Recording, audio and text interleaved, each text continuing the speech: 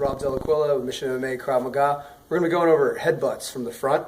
We have two main applications of the headbutt. First one, we've already gained control of the person's head. It's not necessarily that you're coming in and headbutting them. What you're doing is actually dropping in height and pulling them down upon you. Remember, this was originated for people wearing Kevlar helmets. You're still going to win with the frontal bone of your skull going against his nose and the maxilla just under the nose. You might get some incisors into your forehead, which would result in having to go get probably a stitch in each one and maybe a tetanus shot if you don't know the person that assaulted you. But this is how this one's going to look. I'm on the head, however I got to the head, and all I'm doing is getting shorter and pulling his head onto me, so it'll look like this. Coming down, coming down, coming down. I'm not ducking my head. I'm still looking directly at his chest and pulling his head onto me. You're going to win that one.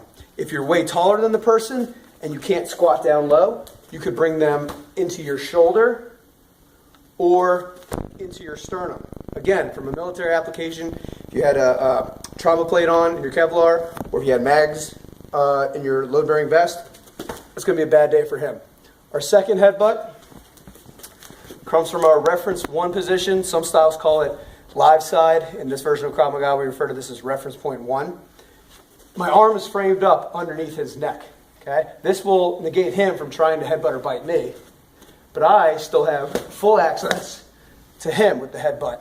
Again, I'm leading in with the frontal bone, landing on the side of his skull or the side of his jawbone, his mandible.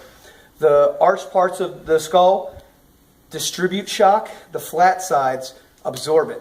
So you're leading in with a strong section of your skull to a weak section of his. If he's ducking his chin, so now it's going to be forehead to forehead, you could use your elbow to pry him up and then lead in. This headbutt comes more from your abdomen as far as a violent ab crunch than your neck. All right? Your neck is weak musculature, so I'm not here headbanging him.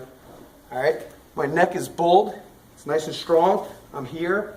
I shoot in using abdominal strength and momentum from my lower body, and I strike in with that headbutt. All right? So those are our two major uses for the headbutt from the front. Thank you.